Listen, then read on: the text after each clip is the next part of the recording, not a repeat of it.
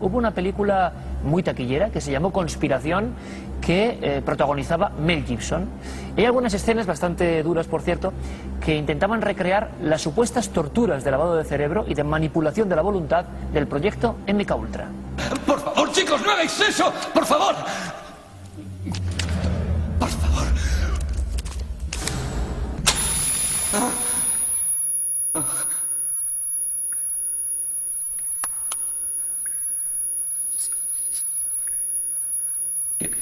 ¿Qué es eso? Jarabe para el cerebro. No, jarabe, no, por favor, por Dios, no lo haga. No. Jarabe, no. Por favor, no lo haga.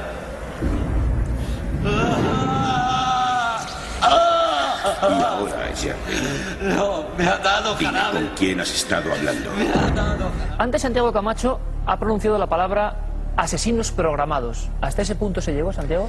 Esto es un agente secreto, una persona que durante unas semanas, unos meses, su cerebro era lavado, era completamente programado, y cuando se le soltaba en su vida civil no tenía ningún conocimiento de que esto había sucedido. Veía, era una grabadora humana, veía, escuchaba, incluso podía con una palabra de control o con un estímulo ejecutar un programa de acciones, pero él ni siquiera sabía que había sido sometido a ese proceso. Era, por tanto, el agente secreto perfecto, porque si era capturado no podía decir nada porque no sabía absolutamente nada.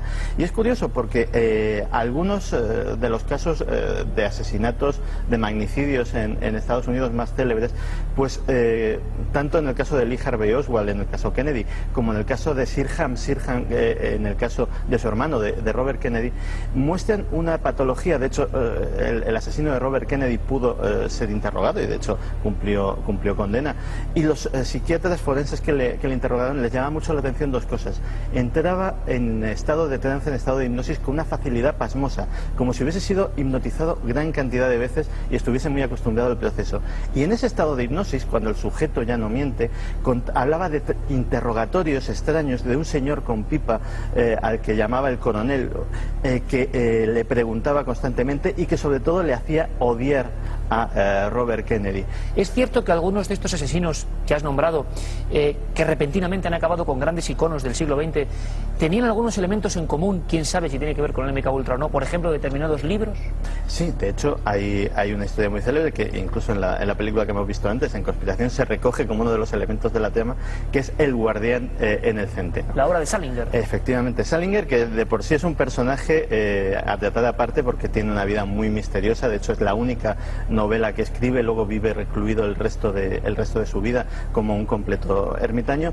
Pero es curioso porque, por ejemplo, en los casos de el asesino de John Lennon, de Chapman, este libro lo llevaba consigo y de hecho parece ser que lo portaba en el momento del asesinato. Pero incluso cuando hubo el intento de asesinato de Ronald Reagan, también este presunto asesino, que también curiosamente encajaba en el perfil de lo que podría ser un asesino programado, pasó, por ejemplo, hay una temporada de su vida muy oscura en que pasa en un internado paramilitar, en una especie de academia militar un tiempo y del cual no se sabe absolutamente nada. Pues este personaje también, curiosamente, no solamente es un lector ávido del Guardián en el Centeno, sino que además lo lleva consigo. El día del atentado llevaba el mismo libro. El mismo libro.